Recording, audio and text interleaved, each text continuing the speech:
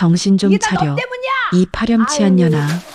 차가운 해장국 국물이 머리 위로 쏟아졌습니다. 뜨거운 게 아니라 차가운 국물이었죠. 일부러 시킨 겁니다. 모욕을 주려고요.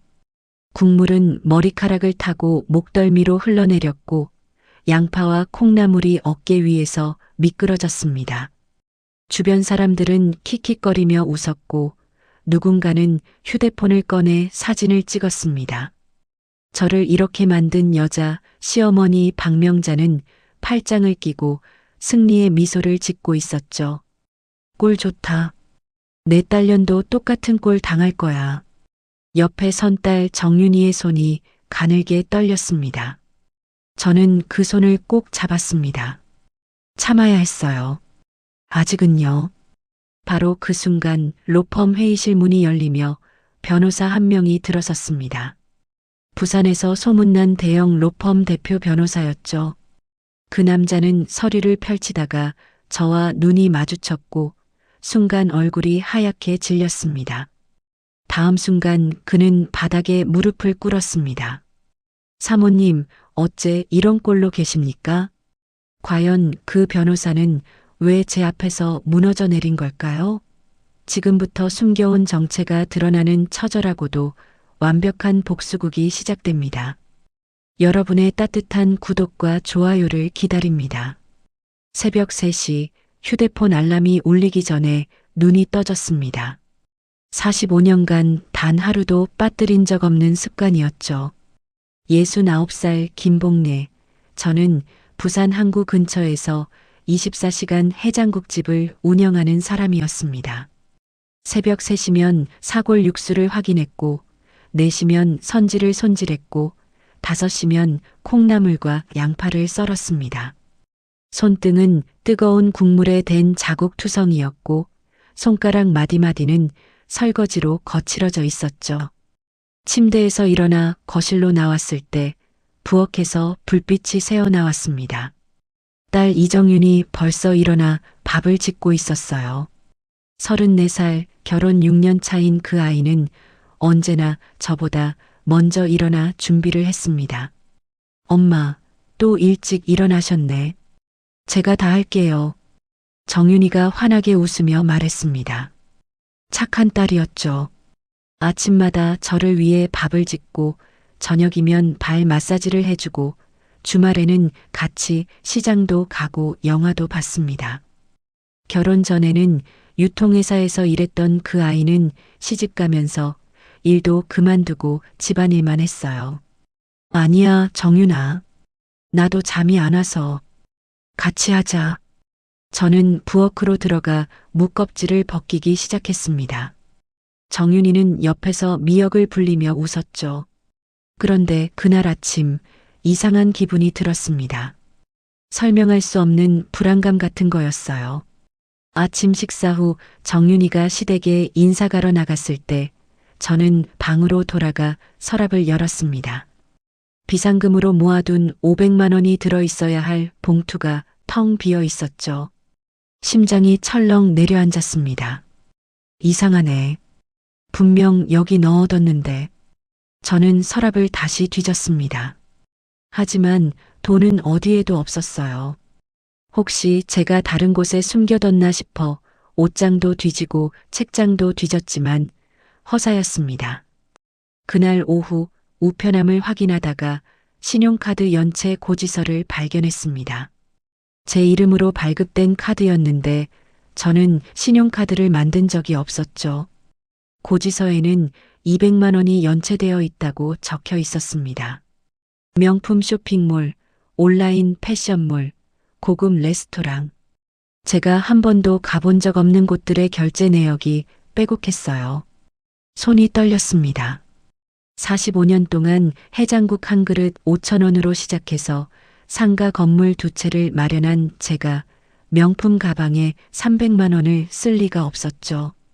저녁 무렵 정윤이가 시댁에서 돌아왔습니다.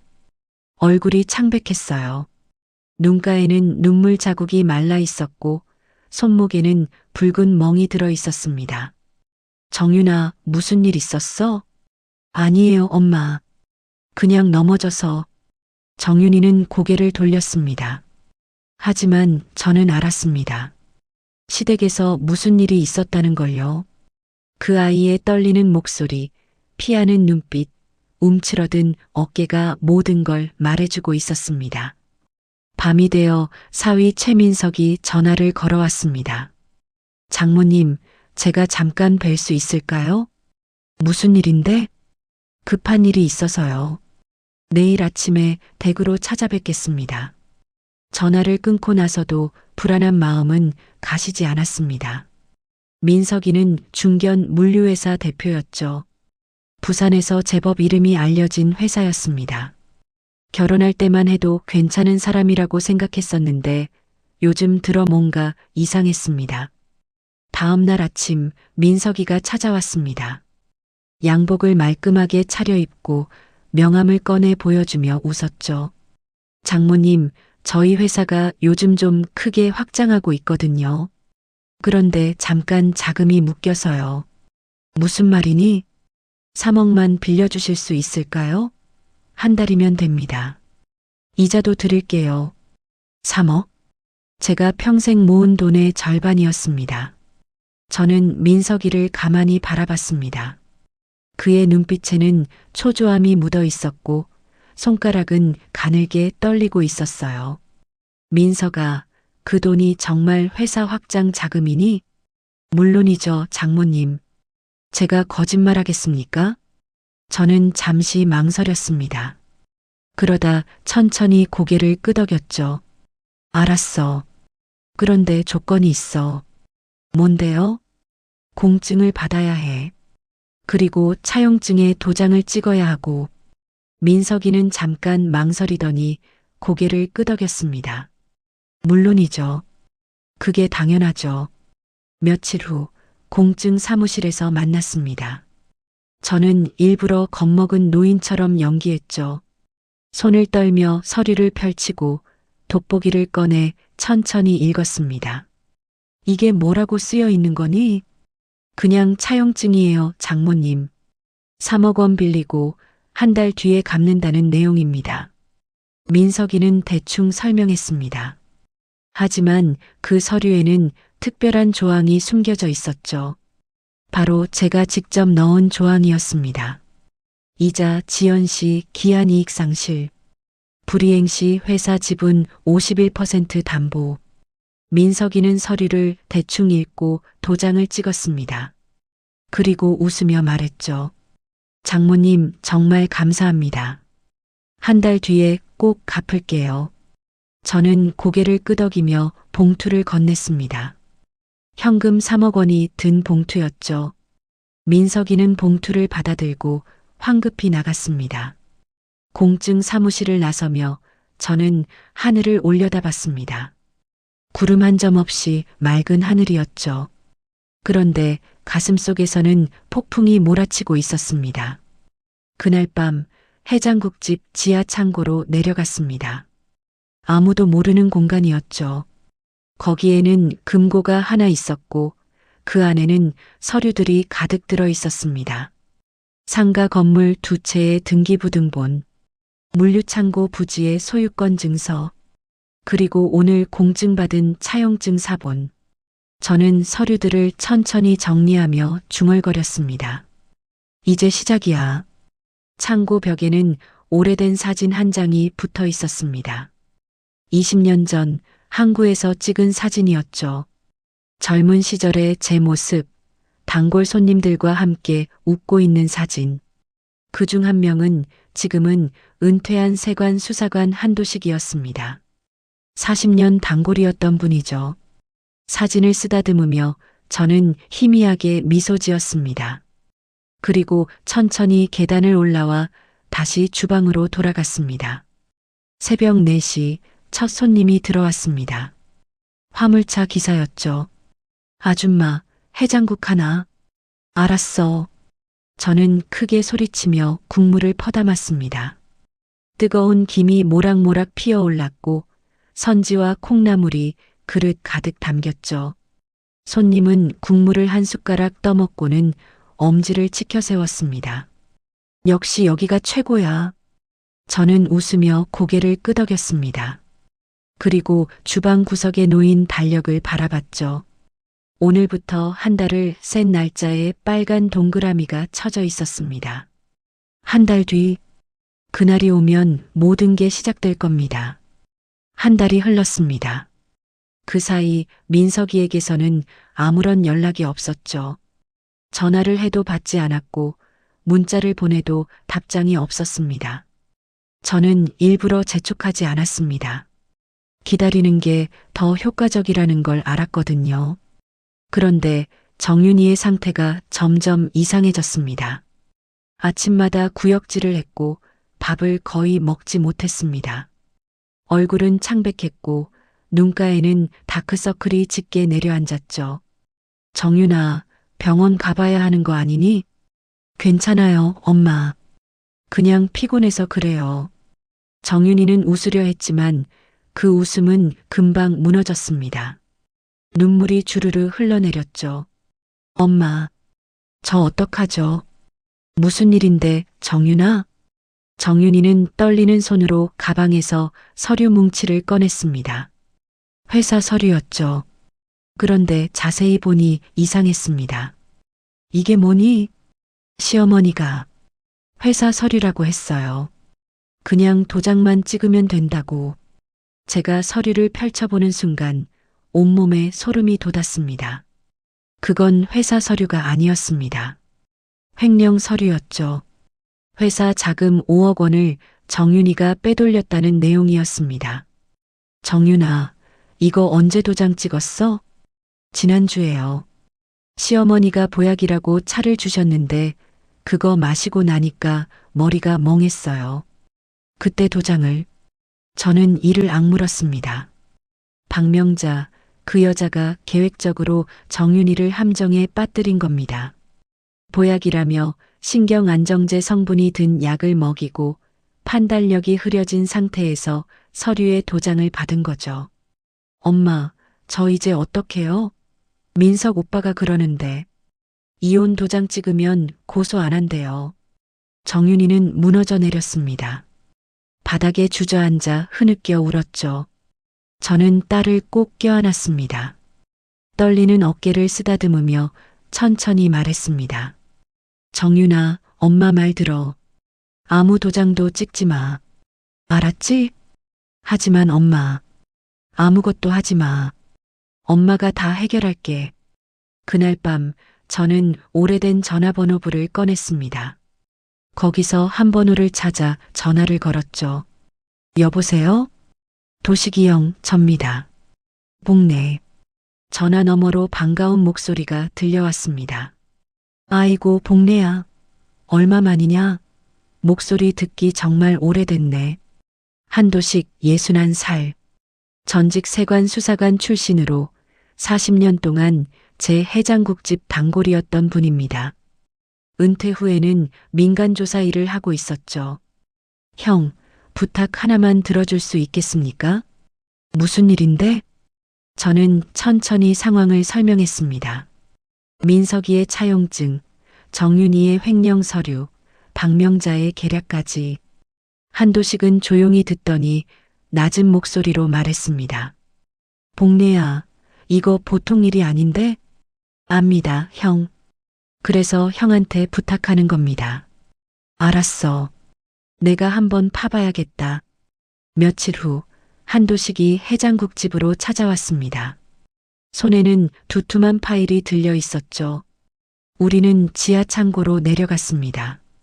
복내야, 이거 봐. 한도식이 펼쳐 보인 자료들은 충격적이었습니다. 첫 번째, 민석이의 도박 기록. 해외 카지노에서 1억 원 이상을 날렸고 국내 불법 도박장에서도 수천만 원을 잃었습니다. 두 번째, 상간녀의 존재. 회사 비서 윤세린, 29살.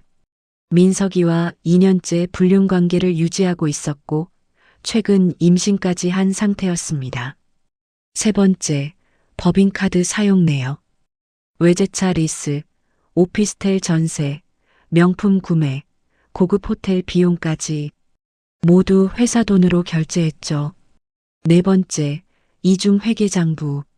실제 회사 자금과 장부상 자금이 달랐습니다. 10억 원 이상의 차이가 있었죠. 그리고 이거. 한도식이 마지막 자료를 꺼냈습니다. 녹취록이었습니다. 민석 정윤이를 정신병원에 넣는 게 어때? 그럼 횡령 책임도 안 지고. 박명자 그래. 그게 좋겠다. 어차피 쓸모없는 계집애야. 저는 주먹을 불끈 쥐었습니다. 손톱이 손바닥에 파고들어 아팠지만 신경 쓰지 않았습니다. 형, 이거 증거로 쓸 수 있습니까? 당연하지. 법정에서도 충분히 통해. 고맙습니다, 형. 한도식은 제 어깨를 토닥였습니다. 복래야, 조심해. 저쪽도 만만치 않아. 압니다. 그래도 해야 합니다. 한도식이 돌아간 후 저는 자료들을 천천히 정리했습니다. 그리고 달력을 봤죠. 차용증 만기일까지 이틀 남았습니다. 다음 날 아침 민석이에게 전화를 걸었습니다. 민석아, 접니다. 장모. 아, 장모님. 민석이의 목소리에는 당황한 기색이 역력했습니다. 내일이 만기일인데 돈 준비됐니? 그게, 장모님, 조금만 더 기다려주시면. 안 되겠네. 내일까지 못 갚으면 담보 실행할 거야. 장모님, 제발 조금만. 저는 전화를 끊어버렸습니다. 그리고 변호사 사무실로 전화를 걸었죠. 네, 법무법인 정도입니다. 접니다. 김복래. 내일 오전 10시에 기한이익상실 통지서 발송 부탁합니다. 알겠습니다. 준비해 놓겠습니다. 그날 저녁 정윤이가 공포에 질린 얼굴로 집에 돌아왔습니다. 엄마, 민석 오빠가 그러는데 내일 시댁에 오래요. 중요한 얘기가 있대요. 정윤아, 가지마. 하지만 엄마 말 들어. 절대 가지마. 저는 딸을 꼭 껴안았습니다. 그리고 귓가에 속삭였죠. 내일은 엄마가 시댁에 갈게. 정윤이는 집에서 기다려. 엄마 무슨. 아무 말하지 마. 엄마를 믿어. 다음 날 새벽 저는 평소보다 더 일찍 일어났습니다. 옷장에서 가장 낡은 옷을 꺼내 입었죠. 머리는 대충 묶고 화장도 하지 않았습니다. 거울을 보니 초라한 노파가 서 있었습니다. 완벽했습니다. 오전 9시 택시를 타고 해운대로 향했습니다. 민석이네 시댁은 고급 주상복합 아파트에 있었죠. 20층짜리 건물의 15층이었습니다. 초인종을 눌렀습니다. 문이 열리고 박명자가 나타났습니다. 50대 중반 명품 옷을 입고 진한 화장을 한 여자였죠. 어머, 이게 누구세요? 박명자는 저를 위아래로 훑어봤습니다. 경멸하는 눈빛이었죠. 저, 정윤이 엄마입니다. 저는 일부러 목소리를 떨며 말했습니다. 아, 사돈 어른. 어쩐 일이세요? 그게 정윤이 일로. 박명자는 비웃듯 웃었습니다. 들어오세요. 마침 할 얘기가 있었어요. 거실로 들어서자 민석이가 소파에 앉아 있었습니다. 제 얼굴을 보더니 눈을 피했죠. 앉으세요. 박명자가 소파를 가리켰습니다. 저는 조심스럽게 앉았습니다.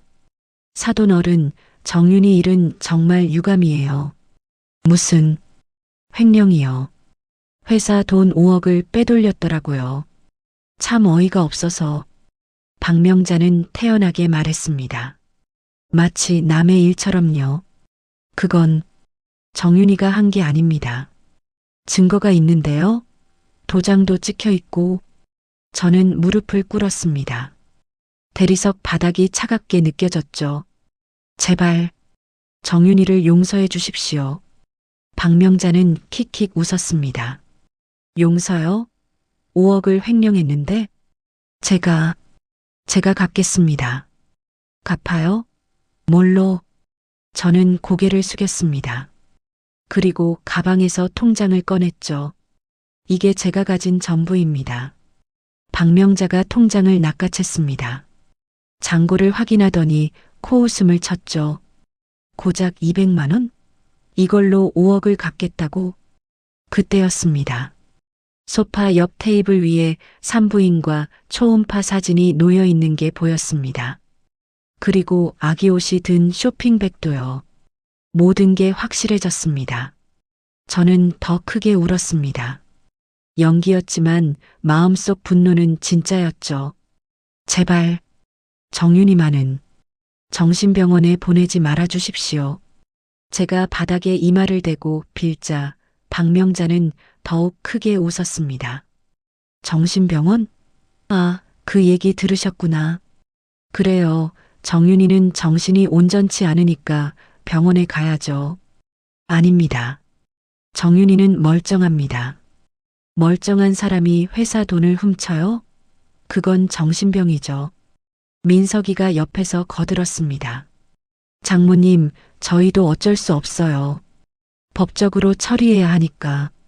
저는 떨리는 손으로 민석이의 바지를 붙잡았습니다. 민석아, 내가 우리 정윤이 남편 아니니. 제발. 민석이는 제 손을 뿌리쳤습니다. 이혼할 겁니다. 이런 여자랑 더는 못 살아요. 그 순간 박명자가 가방에서 서류를 꺼냈습니다. 자, 여기 이혼 동의서예요. 정윤이한테 전해주세요. 도장만 찍으면 고소는 안 할게요. 저는 서류를 받아들었습니다. 손이 심하게 떨렸죠. 하지만 속으로는 냉정하게 내용을 읽어내려갔습니다. 위자료 없음, 재산 분할 없음, 양육권 포기, 횡령 5억 원 책임은 정윤이가 전부 짊어지는 조건, 완벽한 약탈이었습니다. 알겠습니다. 제가 정윤이한테 얘기하겠습니다. 저는 서류를 가슴에 품고 일어났습니다. 비틀거리며 문 쪽으로 걸어갔죠. 아, 사돈 어른. 박명자가 뒤에서 불렀습니다. 네. 다음에 올 땐 좀 단정하게 입고 오세요. 우리 집 품위가 떨어지잖아요. 저는 고개를 숙인 채 대답했습니다. 죄송합니다. 현관문을 나서는 순간 박명자와 민석이의 웃음소리가 들려왔습니다. 어머, 저 꼴 좀 봐. 정말 거지 같더라. 엄마, 이제 정윤이랑도 끝이에요. 세린이랑 새로 시작할 수 있겠어요. 저는 주먹을 불끈 쥐었습니다. 하지만 표정은 바꾸지 않았습니다. 엘리베이터를 타고 1층으로 내려왔죠. 로비를 나서자마자 주차장 쪽으로 걸어갔습니다. 거기 제 차가 대기하고 있었습니다. 운전석에는 한도식이 앉아 있었죠. 다 녹음됐습니까, 형? 한도식은 녹음기를 들어 보이며 엄지를 치켜 세웠습니다. 완벽해. 정신병원 발언, 횡령 모함, 이혼 강요까지 다 잡혔어. 저는 차에 올라타며 옷깃을 풀었습니다. 그 안에는 초소형 카메라가 숨겨져 있었죠. 영상도 확보됐습니다. 좋아. 이제 충분해. 저는 휴대폰을 꺼내 변호사에게 전화를 걸었습니다. 김 변호사님, 접니다. 네, 사모님. 기한 이익상실 통지서는 오전에 발송했습니다. 고맙습니다. 그리고 내일 오전 10시에 담보권 실행 절차 시작해 주십시오. 알겠습니다. 전화를 끊고 한도식을 바라봤습니다. 형, 이제 본격적으로 시작합니다. 복내야, 정말 괜찮겠어? 괜찮습니다. 아니, 괜찮아야 합니다. 집으로 돌아오니 정윤이가 거실에서 기다리고 있었습니다. 눈이 퉁퉁 부어 있었죠. 엄마, 정윤아. 저는 딸을 꼭 껴안았습니다. 그리고 귓가에 속삭였죠. 이제 다 끝날 거야. 조금만 참아. 엄마, 무슨 말이에요? 저는 딸의 손을 잡고 지하 창고로 내려갔습니다. 금고를 열어 서류들을 꺼냈죠. 이게 뭐예요, 엄마? 엄마가 평생 모은 거야.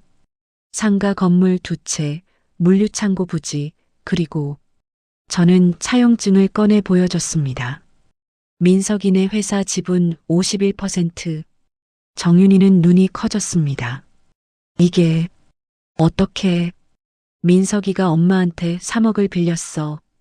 그런데 못 갚았지. 그래서 담보로 잡은 거야. 엄마, 이게 정말. 정윤아, 잘 들어. 내일부터 전쟁이 시작돼. 엄마는 내 인생을 되찾아 줄 거야. 저는 딸의 어깨를 꽉 잡았습니다. 그러니까 너는 아무것도 하지 마. 이혼 도장도 찍지 말고 전화도 받지 마. 알았지? 정윤이는 떨리는 목소리로 대답했습니다. 네, 엄마. 다음 날 오전 민석이에게 문자가 왔습니다. 기한 이익상실 통지. 차용금 3억 원 즉시 상환 요구. 불이행 시 담보권 실행. 10분 후 민석이에게서 전화가 걸려왔습니다. 장모님, 이게 무슨 짓이에요? 무슨 짓이긴. 못 갚으니까 담보 실행하는 거지. 장모님, 제발 조금만 더 시간을 주세요. 안 돼. 오늘 안으로 3억 갚아. 못 갚으면 회사 지분 넘겨받을 거야. 장모님, 저는 전화를 끊어버렸습니다. 그리고 변호사에게 전화를 걸었죠. 김 변호사님, 진행하십시오. 오후 2시 민석이네 회사법인 계좌가 동결됐습니다. 동시에 회사 명의로 된 차량들이 압류됐죠. 법인카드도 전부 정지됐습니다. 오후 3시 민석이가 직접 해장국집으로 찾아왔습니다. 얼굴이 새하얗게 질려 있었죠. 장모님, 제발 이러지 마세요. 회사가 망합니다. 그래서 제발 일주일만, 아니 사흘만 시간을 주세요. 저는 국자로 국물을 퍼내며 냉정하게 말했습니다. 민석아, 너 정윤이한테 뭐라고 했지? 그게 이혼하자고 했잖아. 횡령범 만들어서 정신병원 보내자고 했고, 민석이는 입을 다물었습니다. 그리고 윤세린이라는 계집애랑 바람 피웠지. 애도 가졌고. 장모님, 그건 뭐가 그건이야. 다 증거 있어. 저는 주방 서랍에서 파일을 꺼내 민석이 앞에 던졌습니다. 도박 기록, 불륜 증거, 횡령 장부까지 쏟아져 나왔죠. 민석이는 바닥에 주저앉았습니다. 장모님, 살려주세요. 살려달라고? 우리 정윤이는 어떻게 하려고 했는데? 저는 국자를 내려놓고 민석이 앞에 섰습니다. 내일 오전 10시 법무법인 정도로 와. 거기서 이혼 조정 들어갈 거야. 장모님, 안 오면 횡령으로 고소할 거야. 선택해. 민석이는 고개를 떨구었습니다. 그날 밤 박명자에게서 전화가 걸려왔습니다. 사돈 어른, 이게 무슨 짓이에요? 무슨 짓이긴요. 못 갚은 돈 받는 거죠. 당장 풀어요. 안 그러면 뭐? 고소할 거예요? 저는 웃었습니다. 오랜만에 진심으로 웃었죠. 마침 잘 됐네요. 저도 고소할 게 있거든요. 횡령 교사, 사기, 공갈, 협박. 죄목이 참 많네요. 뭐라고요? 내일 법원에서 봅시다. 증거 잔뜩 가져갈 테니까. 전화를 끊고 나서 저는 창밖을 바라봤습니다. 항구의 불빛들이 반짝이고 있었죠. 파도 소리가 들려왔습니다. 내일이면 모든 게 결판날 겁니다. 저는 주방으로 돌아가 육수를 저었습니다. 내일을 위해 기운을 내야 했으니까요. 새벽 2시 정윤이가 부엌으로 내려왔습니다. 엄마 못 주무세요? 응. 너도? 네. 무서워요, 엄마. 저는 딸을 꼭 안아주었습니다. 무섭지 않아도 돼. 엄마가 다 해결할 거야. 엄마, 정말 괜찮을까요? 괜찮아. 엄마를 믿어. 저는 딸의 머리를 쓰다듬었습니다. 그리고 속으로 다짐했죠. 내일 모든 걸 끝낼 겁니다. 다음 날 아침 저는 평소와 다르게 정장을 차려입었습니다. 검은색 정장에 흰 블라우스, 그리고 진주 목걸이까지. 거울을 보니 낯선 제 모습이 보였죠. 45년 만에 제대로 된 옷을 입은 겁니다. 엄마, 멋있어요. 정윤이가 뒤에서 말했습니다. 저는 돌아서서 딸을 바라봤죠. 정윤아, 너도 준비해. 같이 가야지. 네, 엄마. 오전 9시 택시를 타고 센텀시티로 향했습니다. 법무법인 정도는 부산에서 가장 큰 로펌 중 하나였죠. 40층짜리 빌딩의 35층에 있었습니다. 로비에 들어서자 민석이와 박명자가 이미 와 있었습니다. 그들 옆에는 변호사 2명이 서 있었죠. 모두 고급 양복을 입고 있었습니다. 박명자가 저를 보더니 비웃었습니다. 어머, 오늘은 좀 차려입으셨네요? 그래도 촌스럽긴 마찬가지네. 저는 아무 대답도 하지 않았습니다. 그냥 접수대로 걸어가 이름을 말했죠. 김복래입니다. 예약했습니다. 네, 이쪽으로 오세요. 우리는 회의실로 안내됐습니다. 큰 테이블이 놓인 넓은 공간이었죠. 창밖으로는 해운대 바다가 보였습니다. 민석이 측 변호사가 먼저 입을 열었습니다. 오늘은 이혼 조정을 위해 모인 자리입니다. 양측의 합의로. 그때 회의실 문이 열렸습니다. 검은 양복을 입은 남자가 들어왔죠. 50대 중반 카리스마 넘치는 인상이었습니다. 박명자가 속삭였습니다. 저 사람이 누구야?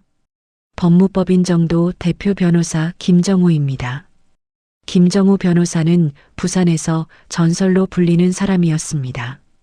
제게 굵직한 사건들을 모두 맡았던 분이죠. 그가 저를 보더니 깊게 고개를 숙였습니다. 사모님, 오랜만입니다. 민석이와 박명자는 눈이 휘둥그레졌습니다. 사모님이라니. 무슨. 김정우 변호사는 그들을 향해 차갑게 말했습니다. 소개하겠습니다. 김복래 사모님은 저희 법인의 최대 고객이십니다. 20년 전 저희 법인 설립 당시 투자해 주셨고 지금까지 큰 도움을 주고 계시죠. 박명자의 얼굴이 하얗게 질렸습니다. 그게 무슨. 그리고 오늘은 이혼 조정이 아닙니다.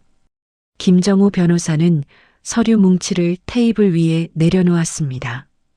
오늘은 채권 추심과 형사 고소건입니다. 민석이가 벌떡 일어났습니다. 무슨 소리예요? 우리는 이혼 조정하러 온 거라고요. 앉으세요, 최민석 씨. 김정우 변호사의 목소리는 차가웠습니다. 첫 번째, 차용금 3억 원 미상환 건. 기한 이익상실 조항에 따라 담보권을 실행합니다. 귀하의 회사 지분 51%는 오늘부로 김복래 사모님께 귀속됩니다. 그건 부당해요. 부당하다고요?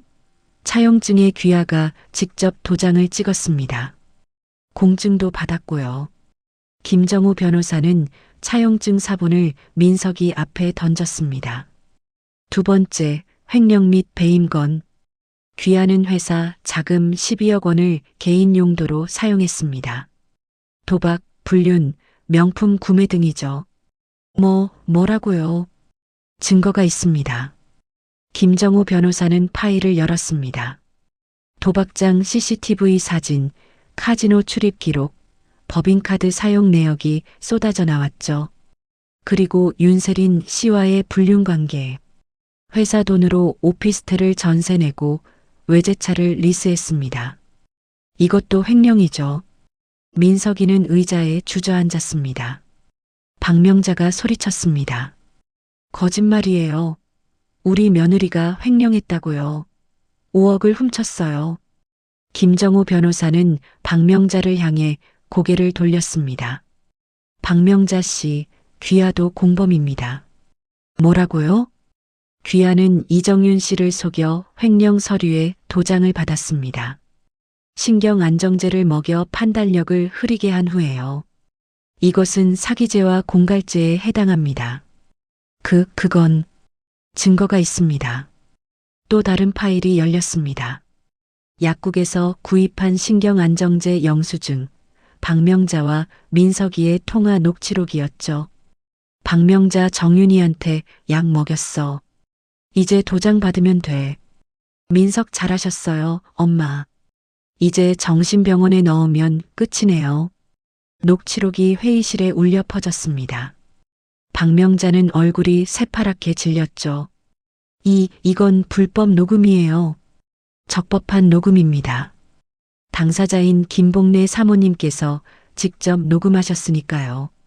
저는 가방에서 녹음기를 꺼내 테이블 위에 놓았습니다. 어제 당신네 집에서 녹음한 겁니다. 저한테 무릎 꿇으라고 했을 때요. 박명자는 입을 벌긋거렸지만 아무 말도 나오지 않았습니다. 김정우 변호사는 계속 이어갔습니다. 세 번째, 이중 회계장부. 회사 실제 매출과 장부상 매출이 10억 원 이상 차이가 납니다. 이것은 조세포 탈죄에 해당하죠. 그건 회계사도 이미 조사받고 있습니다. 귀하의 지시로 이중장부를 작성했다고 진술했습니다. 민석이는 완전히 무너졌습니다. 책상에 고개를 받고 흐느꼈죠. 김정우 변호사는 마지막 서류를 꺼냈습니다. 네 번째, 윤세린 씨 임신건. 혼인 중 배우자가 아닌 사람과의 관계로 임신했습니다. 이것은 간통죄. 간통죄는 폐지됐죠. 하지만 이혼 사유로는 충분합니다. 박명자가 다시 소리쳤습니다. 이혼은 우리가 요구한 거예요. 정윤이한테 도장 찍으라고 했다고요. 강요에 의한 이혼은 무효입니다. 김정우 변호사는 이혼 동의서를 집어들었습니다. 위자료 없음, 재산 분할 없음, 양육권 포기, 횡령 책임 전가. 이런 조건으로 이혼을 강요한 것은 공갈죄에 해당합니다. 저는 자리에서 일어났습니다. 그리고 천천히 민석이 앞으로 걸어갔죠. 민석이는 고개를 들지 못했습니다. 고개 들어. 민석이가 천천히 고개를 들었습니다. 눈가에는 눈물이 고여 있었죠.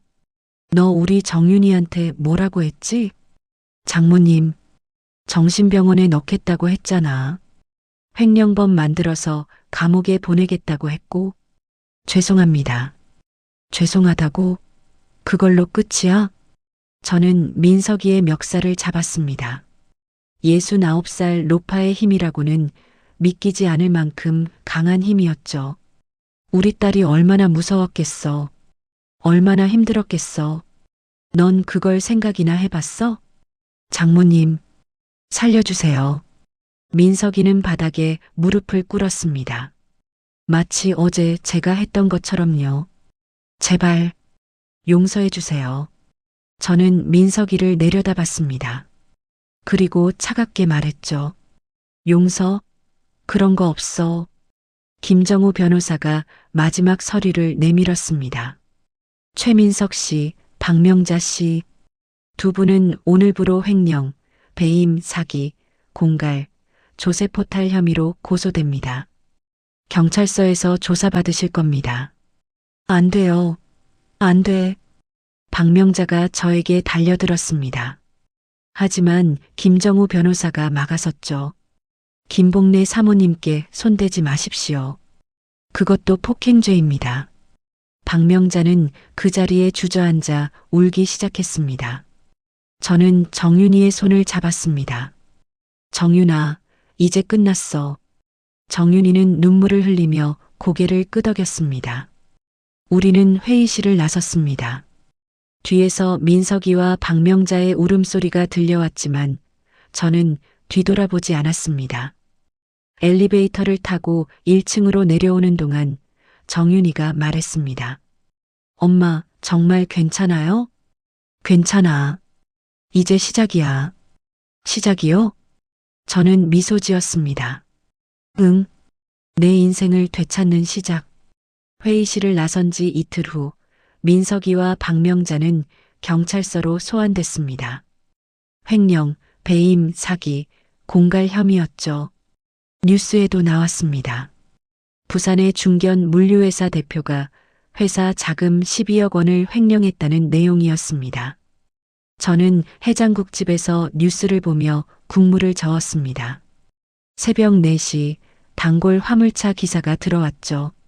아줌마, 해장국 하나. 알았어요. 저는 여전히 해장국을 팔았습니다. 45년간 해온 일이었고 앞으로도 계속할 일이었죠. 돈이 있든 없든 이 일은 제 정체성이었습니다. 아줌마, 요즘 뉴스 봤어요? 그 물류회사 대표 말이에요.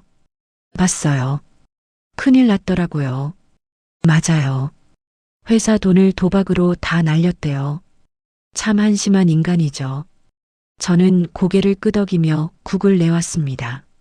손님은 한 숟가락 떠먹고는 엄지를 치켜 세웠죠. 역시 여기가 최고예요.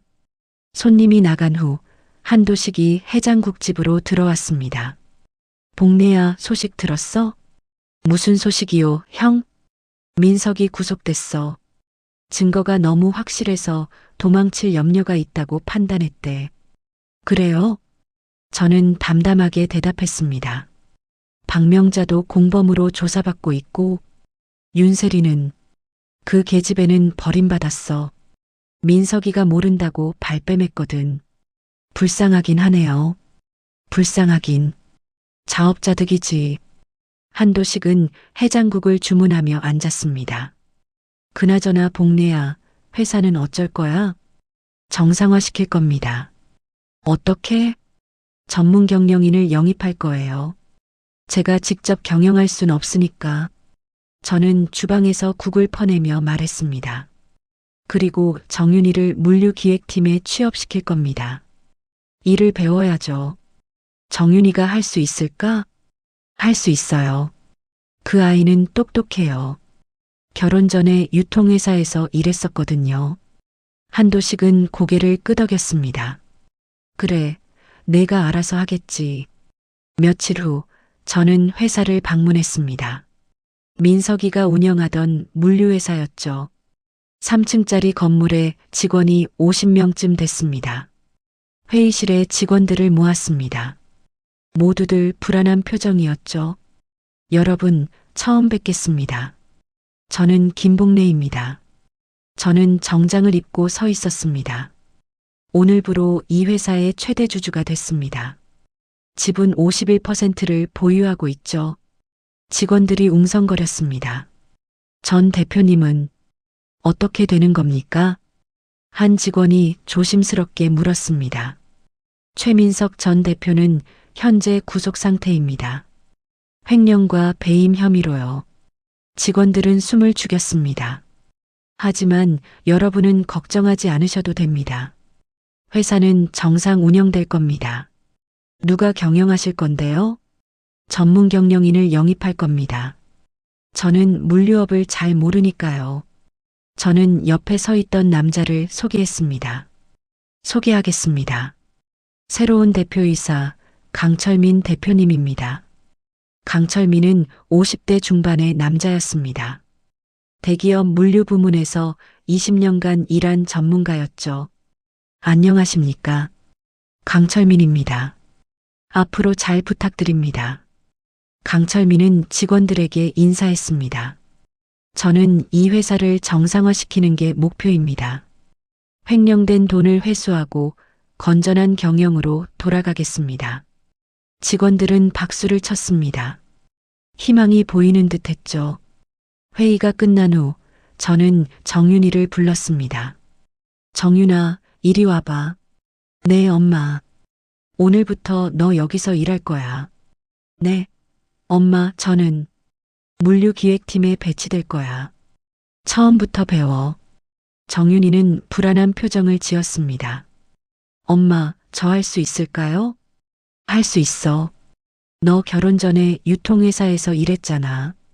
그건 6년 전 일이에요. 상관없어. 다시 배우면 돼. 저는 정윤이의 어깨를 토닥였습니다. 정윤아, 이제 내 인생을 살아야 해. 남편한테 기대지 말고, 엄마한테도 기대지 말고, 내 힘으로 살아가야 해. 정윤이는 눈물을 글썽이며 고개를 끄덕였습니다. 네, 엄마. 열심히 할게요. 그래. 엄마가 믿어. 한 달 후 정윤이는 물류기획팀에서 일하기 시작했습니다. 처음에는 서툴렀지만 점점 실력을 키워나갔죠. 자격증도 따기 시작했습니다. 물류관리사, 유통관리사까지. 저는 여전히 해장국집을 운영했습니다. 새벽 3시에 일어나서 국물을 끓이고 선지를 손질하고 손님들을 맞았죠. 어느 날 저녁 한도식이 찾아왔습니다. 복내야, 소식 들었어? 무슨 소식이요? 민석이 실형 받았어. 3년형. 그래요? 저는 담담하게 대답했습니다. 박명자도 집행유예 받았고 재산은 전부 처분해서 피해 보상금으로 냈대. 당연한 일이죠. 윤세리는 그 계집애는 아이 낳고 혼자 키운대. 민석이가 끝까지 책임 안 진대. 저는 국자를 내려놓고 한숨을 쉬었습니다. 불쌍하긴 하네요. 아이는 무슨 죄인데. 내가 불쌍하다고 할 줄은 몰랐는데 아이는 죄가 없잖아요. 엄마 아빠를 잘못 만난 것뿐이지. 한도식은 고개를 끄덕였습니다. 며칠 후 저는 윤세린을 만났습니다. 산후조리원 앞에서였죠. 세린 씨. 윤세린은 저를 보더니 얼굴이 하얗게 질렸습니다. 사모님. 아기 건강해요? 네. 그런데 윤세린은 눈물을 흘렸습니다. 죄송합니다. 정말 죄송해요. 저는 봉투 하나를 건넸습니다. 이거 받아요. 이게 뭐예요? 출산 축하금. 500만 원 들어있어요. 윤세리는 눈이 커졌습니다. 왜 저한테? 아이는 죄가 없으니까. 잘 키워요. 저는 돌아섰습니다. 뒤에서 윤세린의 울음소리가 들렸지만 저는 뒤돌아보지 않았습니다. 집으로 돌아오는 길 정윤이에게 전화가 왔습니다. 엄마, 저 오늘 칭찬받았어요. 그래. 무슨 일로? 물류 효율화 방안을 제안했는데 대표님이 좋다고 하셨어요. 다음 달부터 시범 운영한대요. 정윤이의 목소리는 활기차 있었습니다. 6년 만에 처음 듣는 밝은 목소리였죠. 잘했어, 정윤아. 엄마, 정말 감사해요. 엄마 아니었으면 저 어떻게 됐을지. 괜찮아. 이제 내 길을 가는 거야. 전화를 끊고 저는 하늘을 올려다봤습니다. 별들이 반짝이고 있었죠. 복수는 끝났습니다. 이제 남은 건 새로운 시작뿐이었습니다. 저는 해장국집으로 돌아가 불을 켰습니다. 육수를 끓이고 선지를 손질하고 콩나물을 씻었죠. 새벽 4시 첫 손님이 들어왔습니다. 아줌마, 해장국 하나. 알았어요. 저는 크게 소리치며 국을 퍼담았습니다. 뜨거운 김이 모락모락 피어올랐고 선지와 콩나물이 그릇 가득 담겼죠. 평범한 일상이 돌아왔습니다. 하지만 이제는 달랐습니다. 딸이 웃고 있었고 저도 마음이 편안했죠. 그것으로 충분했습니다. 6개월이 흘렀습니다. 회사는 안정을 찾아가고 있었고 정윤이는 물류기획팀 대리로 승진했습니다. 이혼 소송도 마무리됐죠. 정윤이는 위자료로 5천만 원을 받았고 재산 분할로 아파트 하나를 받았습니다. 민석이는 교도소에서 복역 중이었습니다. 면회도 오지 말라고 했죠. 박명자는 부산을 떠나 서울로 갔습니다. 재산을 모두 잃고 쪽방에서 산다는 소문이었습니다. 저는 여전히 해장국집을 운영했습니다. 하지만 이제는 조금 달랐죠. 오후 6시면 문을 닫았습니다. 밤에는 쉬기로 했거든요. 엄마, 저녁 먹어요. 정윤이가 부엌에서 불렀습니다. 상에는 된장찌개와 생선구이가 올라와 있었죠. 정윤아, 내가 언제 이렇게 요리를 잘하게 됐어? 회사 다니면서 배웠어요. 혼자 살려면 해야죠. 정윤이는 웃으며 밥을 떴습니다. 엄마, 다음 주에 회사에서 연수 간대요. 어디로? 서울이요. 이틀 동안 물류 시스템 교육받는 거예요. 그래, 잘 됐네. 열심히 배워와. 네, 엄마. 저녁을 먹으며 정윤이가 말했습니다.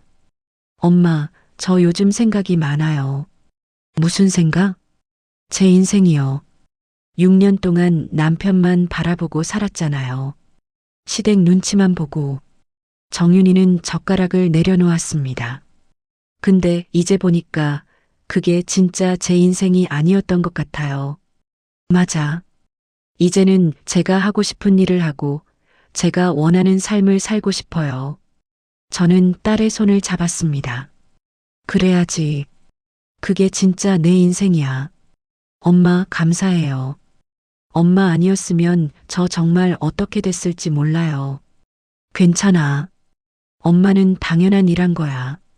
그날 밤 저는 지하 창고로 내려갔습니다. 금고를 열어 서류들을 확인했죠. 상가 건물 2채, 물류창고 부지, 회사 지분 51%, 평생 모은 재산이었습니다. 하지만 이제는 그게 중요하지 않았습니다. 딸이 웃고 있었고 그것으로 충분했죠. 다음 날 아침 한도식이 해장국집으로 찾아왔습니다. 복내야, 좋은 소식 있어. 무슨 소식이요, 형? 민석이 교도소에서 모범수로 지내고 있대. 형기 단축될 수도 있겠어. 그래요? 저는 별 관심 없다는 듯 대답했습니다. 복내야, 너 민석이한테 미련 없어? 미련이요? 무슨 미련이요? 복수 말이야. 더 응징하고 싶지 않아? 저는 고개를 저었습니다. 아니요.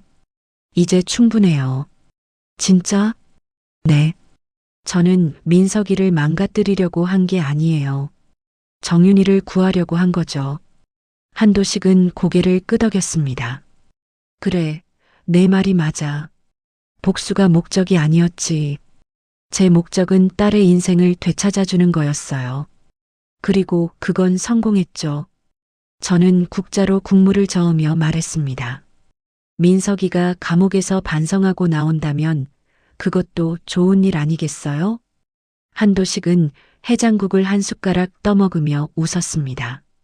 복내야, 너 정말 대단해. 며칠 후 예상치 못한 방문객이 찾아왔습니다. 윤세린이었죠. 아기를 안고 있었습니다. 사모님, 윤세린은 고개를 숙였습니다. 무슨 일이에요? 감사 인사드리러 왔어요. 지난번에 주신 돈으로 아기용품 샀어요. 그래요? 잘했네요. 저는 아기를 바라봤습니다. 새하얀 피부에 큰 눈을 가진 예쁜 아기였죠. 이름이 뭐예요? 민준이요. 최민준. 저는 아기를 안아봤습니다. 따뜻한 체온이 느껴졌죠. 예쁘네요. 사모님, 정말 죄송해요. 제가 잘못했어요. 윤세리는 눈물을 흘렸습니다. 이제 됐어요. 지나간 일이에요. 하지만, 세린 씨, 과거는 바꿀 수 없어요. 하지만 미래는 바꿀 수 있죠. 저는 아기를 돌려주며 말했습니다. 이 아이 잘 키워요. 그게 속죄하는 길이에요. 네. 꼭 그렇게 할게요. 윤세리는 고개를 숙이고 나갔습니다. 저는 그 모습을 보며 생각했습니다. 복수는 누군가를 망가뜨리는 게 아니다. 잘못을 깨닫게 하는 거다. 그날 저녁 정윤이가 회사에서 돌아왔습니다. 엄마, 저 오늘 대표님한테 제안서 발표했어요. 그래. 어땠어? 통과됐어요. 다음 달부터 시범 사업 들어간대요. 정윤이는 환하게 웃었습니다. 6년 만에 보는 진짜 웃음이었죠. 축하해, 정윤아. 엄마, 이 모든 게 엄마 덕분이에요. 아니야. 내가 열심히 한 거지. 저는 딸을 꼭 안아줬습니다. 정윤아, 이제 너만의 길을 가. 엄마는 여기서 응원할게. 네, 엄마. 꼭 성공할게요. 밤, 저는 혼자 항구를 걸었습니다. 파도 소리가 들려왔고 바람이 머리카락을 흩날렸죠. 45년 전 이 항구에 처음 왔을 때가 생각났습니다. 24살 아무것도 없었던 저는 작은 해장국집 하나로 시작했었죠. 밀가루 반죽으로 손이 갈라지고 뜨거운 국물에 화상을 입으면서도 포기하지 않았습니다. 아들을 키우기 위해서였죠. 그리고 지금 손녀뻘 되는 딸을 지켜냈습니다. 이제 정말 끝이네. 저는 중얼거렸습니다. 파도가 대답하듯 철썩거렸죠. 집으로 돌아오니 정윤이가 거실에서 책을 읽고 있었습니다. 물류관리 전문 서적이었죠. 정윤아, 아직 안 자? 네, 엄마. 내일 발표 준비하고 있어요. 너무 무리하지 마. 괜찮아요. 재미있어요. 정윤이는 웃으며 책을 덮었습니다. 엄마, 저 요즘 행복해요. 진짜로요. 그래. 네. 일도 재미있고 배우는 것도 즐겁고 제 힘으로 사는 게 이렇게 좋은 줄 몰랐어요. 저는 딸의 머리를 쓰다듬었습니다. 그래, 그게 진짜 행복이야. 엄마도 행복하세요? 응, 엄마도 행복해. 정말이었습니다. 복수를 끝냈을 때보다 지금 이 순간이 더 행복했습니다. 딸이 웃고 있었고, 저도 마음이 편안했고, 일상이 평화로웠죠. 그것으로 충분했습니다. 새벽 3시 알람이 울렸습니다. 저는 눈을 떴습니다. 45년간 해온 습관이었죠. 하지만 오늘은 조금 다르게 해보기로 했습니다. 5분만 더 자기로요. 작은 변화였지만 의미 있는 변화였습니다. 이제는 저도 쉴 자격이 있었으니까요. 1년이 흘렀습니다. 회사는 매출이 전년 대비 30% 증가했고 정윤이는 과장으로 승진했습니다. 물류 효율화 사업이 성공하면서 업계에서도 주목받기 시작했죠. 저는 해장국집을 줄이고 주 3일만 운영하기로 했습니다. 70살이 넘었으니 이제 좀 쉬어야 할 때였죠. 어느 봄날 한도식이 찾아왔습니다. 복내야 민석이 출소한대. 벌써요? 3년형 받았는데. 모범수로 인정받아서 1년 단축됐어.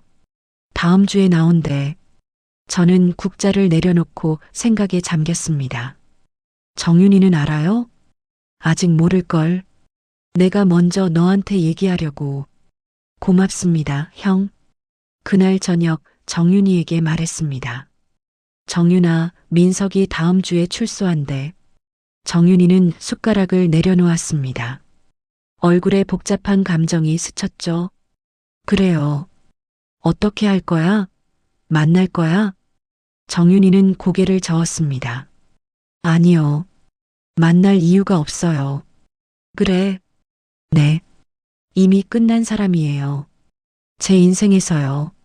정윤이는 담담하게 말했습니다. 엄마, 저 요즘 행복해요.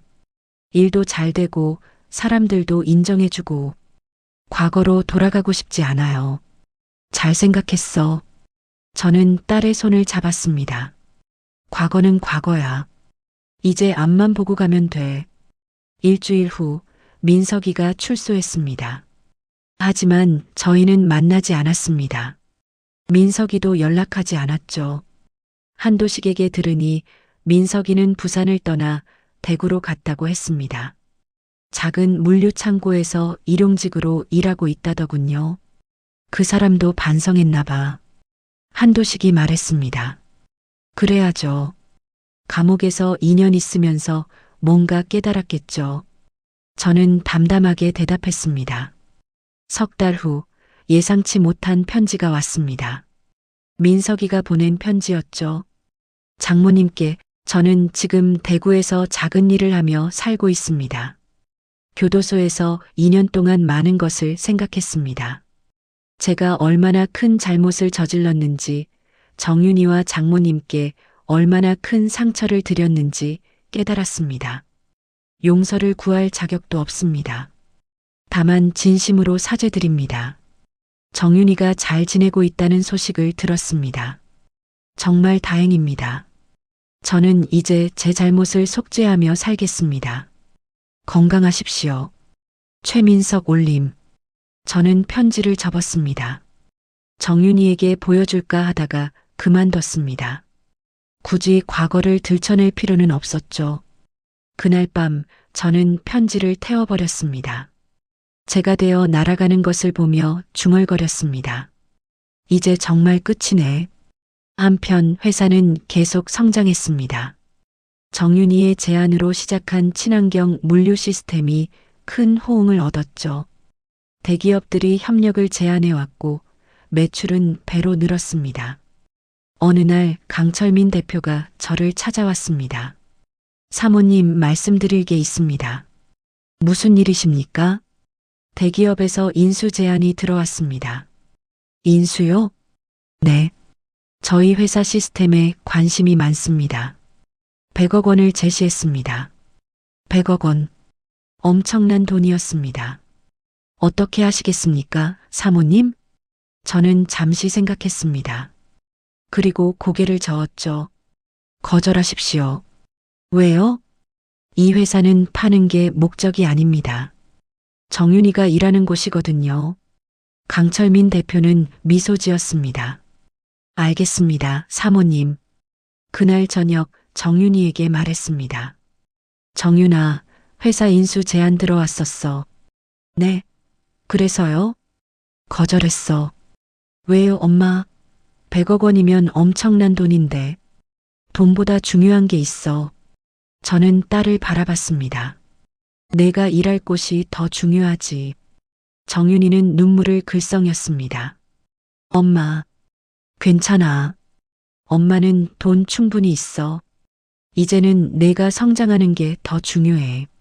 정윤이는 저를 꼭 안았습니다. 엄마, 정말 감사해요. 세상에서 제일 좋은 엄마예요. 저는 딸의 등을 토닥이며 웃었습니다. 가을이 왔습니다. 항구에는 낙엽이 떨어졌고 바람이 차가워졌죠. 어느 날 저는 오래된 사진첩을 꺼냈습니다. 45년 전 사진들이 있었습니다. 젊은 시절의 제 모습, 작은 해장국집 앞에서 웃고 있는 사진, 그리고 정윤이 아기 때 사진도 있었습니다. 제품에 안겨자고 있는 모습이었죠. 세월이 참 빠르네. 저는 중얼거렸습니다. 어느새 손녀뻘 되는 딸이 중견 기업과장이 됐고 저는 72살 할머니가 됐습니다. 하지만 후회는 없었습니다. 제 인생은 충분히 가치 있었고 딸을 지켜냈으니까요. 다음 날 정윤이가 중요한 소식을 가지고 왔습니다. 엄마, 저 승진했어요. 또? 벌써? 네. 이번엔 부장이에요. 35살의 부장. 굉장한 속도였습니다. 축하해, 정윤아. 엄마, 이 모든 게 엄마 덕분이에요. 엄마가 저를 구해주지 않았다면. 아니야. 내가 잘한 거야. 내 실력으로 승진한 거지. 저는 딸을 꼭 안았습니다. 정윤아, 이제 너만의 길을 가. 엄마는 충분히 살았어. 무슨 말씀이세요, 엄마? 엄마는 오래오래 사셔야 해요. 그래, 알았어. 저는 웃었습니다. 그날 밤 저는 다시 항구를 걸었습니다. 파도 소리를 들으며 생각했습니다. 복수는 끝났습니다. 딸의 인생도 되찾았습니다. 이제 남은 건 평화로운 일상뿐이었죠. 하지만 그것으로 충분했습니다. 새벽 3시 알람이 울렸습니다. 저는 이제 알람을 끄고 다시 잤습니다. 해장국집은 주 3일만 운영하니까요. 작은 변화였지만 큰 의미가 있었습니다. 이제는 저도 쉴 자격이 있었고 행복할 자격이 있었습니다. 창밖으로 해가 떠올랐습니다. 새로운 하루가 시작됐죠. 저는 미소 지으며 눈을 감았습니다. 평화로운 아침이었습니다. 정말로 이제는 모든 게 끝났습니다. 그리고 새로운 시작이었습니다. 2년 후 저는 74살이 됐습니다. 해장국집은 완전히 문을 닫았습니다. 47년간 운영한 가게였지만 이제는 쉴 때가 됐다고 생각했죠. 정윤이는 이사로 승진했습니다. 37살의 이사, 회사 역사상 최연소였습니다. 그리고 최근에는 경영학 석사 과정에도 등록했죠. 엄마, 저 주말마다 서울 가서 수업 들어야 해요. 그래, 힘들지 않겠어? 괜찮아요. 배우는 게 재미있어요. 정윤이는 환하게 웃었습니다. 예전에 그 우울하고 위축된 모습은 완전히 사라졌습니다. 어느 토요일 오후 저는 항구를 산책하고 있었습니다. 오랜만에 맑은 날씨였죠. 그때 낯익은 얼굴이 보였습니다. 민석이었습니다. 민석이도 저를 봤습니다. 잠시 머뭇거리다가 조심스럽게 다가왔죠. 장모님, 민석이구나. 민석이는 많이 변해 있었습니다. 머리에는 흰머리가 섞여 있었고 얼굴에는 주름이 깊게 패여 있었습니다. 4년 사이에 10년은 늙은 것 같았죠. 부산에 무슨 일로 왔니? 어머니 산소 벌초하러 왔습니다. 박명자가 작년에 돌아가셨습니다. 그랬구나. 저는 놀라지 않았습니다. 이미 한도식에게 들었던 소식이었죠. 장모님, 정윤이는 잘 지내고 있습니까? 잘 지내고 있어. 이사까지 됐어. 민석이는 쓸쓸하게 웃었습니다. 다행입니다. 제가 정말 큰 잘못을 저질렀습니다. 알아. 용서를 구할 자격도 없습니다. 다만 정윤이가 행복하다니 다행입니다. 민석이는 고개를 숙였습니다. 저는 지금 대구에서 작은 택배 회사에서 일하고 있습니다. 배송기사로요. 그래. 매일 새벽 4시에 일어나 짐을 나르고 저녁 8시에 일을 끝냅니다. 힘들지만 이게 제가 해야 할 속죄라고 생각합니다. 저는 민석이를 가만히 바라봤습니다. 민석아, 너 진짜 반성했니? 네, 장모님. 매일매일 후회합니다. 교도소에서, 그리고 지금도요. 그럼 됐어. 저는 돌아서려다가 멈췄습니다. 민석아, 과거는 바꿀 수 없어. 하지만 미래는 바꿀 수 있지. 네. 지금처럼 성실하게 살아. 그게 속죄하는 길이야. 감사합니다, 장모님. 민석이는 깊게 고개를 숙였습니다. 저는 더 이상 아무 말도 하지 않고 걸어갔습니다. 집으로 돌아오는 길 마음이 편안했습니다. 미움도 분노도 없었습니다. 그저 담담할 뿐이었죠. 복수는 누군가를 망가뜨리는 게 아니었습니다. 잘못을 깨닫게 하는 것이었습니다. 그리고 민석이는 깨달았습니다. 그것으로 충분했습니다. 저녁 정윤이가 집에 왔습니다. 엄마, 오늘 민석 씨 봤어요? 응. 산소 벌초하러 왔다더라. 그랬구나. 정윤이는 잠시 침묵했습니다. 엄마, 저 그 사람한테 미움 같은 거 없어요. 그래. 네. 이미 끝난 사람이에요. 제 인생에 아무 의미도 없어요. 정윤이는 담담하게 말했습니다. 오히려 감사해요. 그 일이 없었다면 제가 이렇게 강해지지 못했을 테니까요. 저는 딸을 꼭 안아줬습니다. 잘 생각했어, 정윤아. 엄마, 저 요즘 정말 행복해요. 일도 재미있고 사람들도 좋고 제 삶이 제 거라는 게 너무 좋아요. 그래, 그게 진짜 행복이야. 다음 날 저는 오랜만에 지하 창고로 내려갔습니다. 금고를 열어 서류들을 확인했죠. 상가 건물 2채는 이미 정윤이 명의로 바꿔뒀습니다. 물류창고 부지도 마찬가지였죠. 회사 지분도 정윤이에게 20%를 넘겨줬습니다. 저는 이제 필요한 만큼만 가지고 있으면 됐습니다. 서류를 정리하며 저는 옛날 사진을 발견했습니다. 20년 전 해장국집 앞에서 찍은 사진이었죠. 단골 손님들과 함께 웃고 있는 제 모습이 있었습니다. 참 열심히 살았네. 저는 중얼거렸습니다.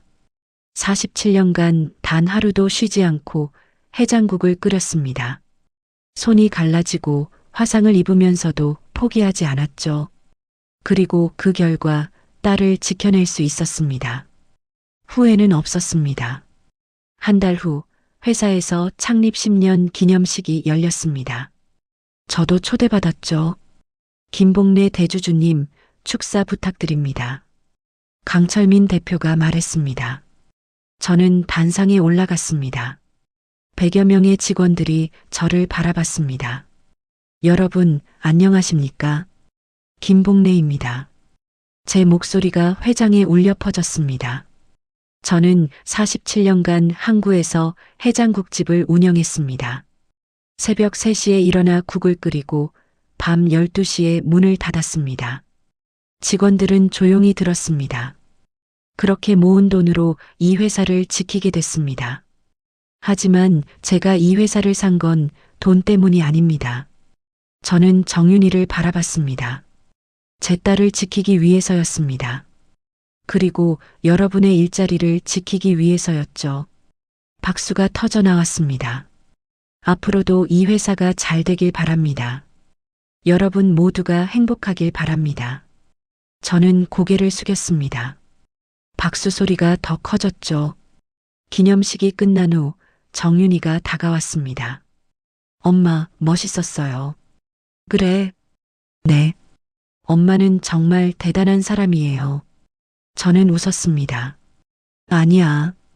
엄마는 그냥 엄마일 뿐이야. 그날 밤 저는 다시 항구를 걸었습니다. 마지막으로 걸어보고 싶었죠.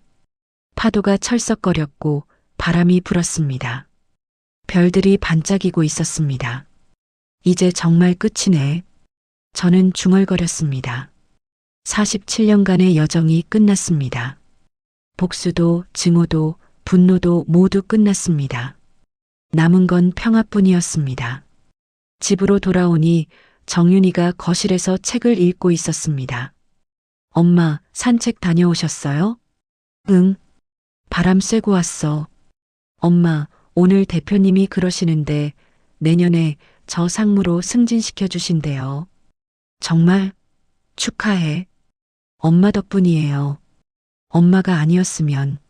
저는 딸의 입을 막았습니다. 이제 그만. 이제는 내 실력이야. 정윤이는 웃으며 고개를 끄덕였습니다.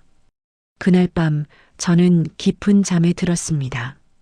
오랜만에 편안한 잠이었죠. 꿈속에서 저는 다시 젊어져 있었습니다. 24, 해장국집을 처음 시작할 때의 모습이었습니다. 할 수 있어. 포기하지 마. 젊은 제가 말했습니다. 응, 포기하지 않을게. 지금의 제가 대답했습니다. 아침이 밝았습니다. 새로운 하루가 시작됐습니다. 저는 창밖을 바라봤습니다. 해가 떠오르고 있었습니다. 복수는 끝났고 삶은 다시 시작됐습니다. 진짜 복수는 상대를 망가뜨리는 게 아니었습니다. 빼앗긴 삶을 되찾는 것이었습니다. 그리고 저는 해냈습니다. 딸의 삶을, 딸의 미래를, 딸의 행복을 되찾아줬습니다. 그것으로 충분했습니다. 저는 미소 지으며 하루를 시작했습니다. 평범하지만 행복한 하루를요.